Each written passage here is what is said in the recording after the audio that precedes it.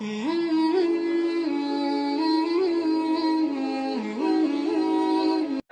রাসূলের দুশমন ইসলামের দুশমনদেরকে জমিনে ঠাঁই দেওয়া হবে না।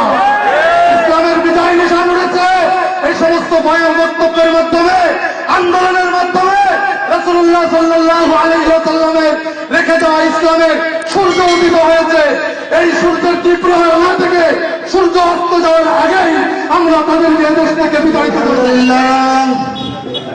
والصلاة والسلام على رسول الله أما بعد فأعوذ بالله من الشيطان الرجيم بسم الله الرحمن الرحيم ولقد ذرأنا لجهنم كثيرا من الجن والإنس لهم قلوب لا يفقهون بها ولهم أعين لا يبصرون بها ولهم آذان لا يسمعون بها أولئك كالأنعام بل هم أضل।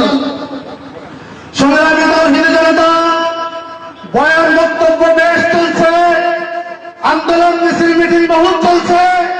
এত আন্দোলন মিছিল মিটিং করবার আর সময় নাই। ওদের কর্মকুলে পৌঁছে দেওয়া হয়েছে, তোমরা আমার নবীকে নিয়ে ব্যঙ্গচিত্র করবে না।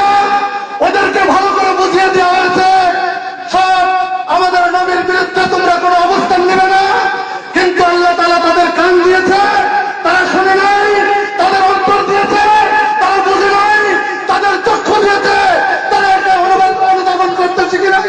তারা চোখ দিয়ে দেখে নাই। আমি বলতে চাই, আজকে মুসলমান আর অমুসলিম দুটি ভাগে ভাগ হয়ে যাওয়া দরকার।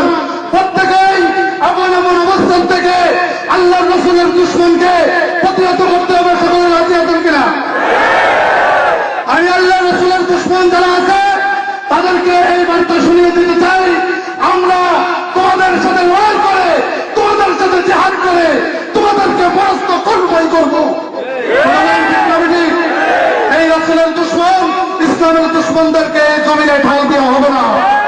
ইসলামের বিজয় নিশান উড়েছে এই সমস্ত ভয়ের বক্তব্যের মাধ্যমে, আন্দোলনের মাধ্যমে।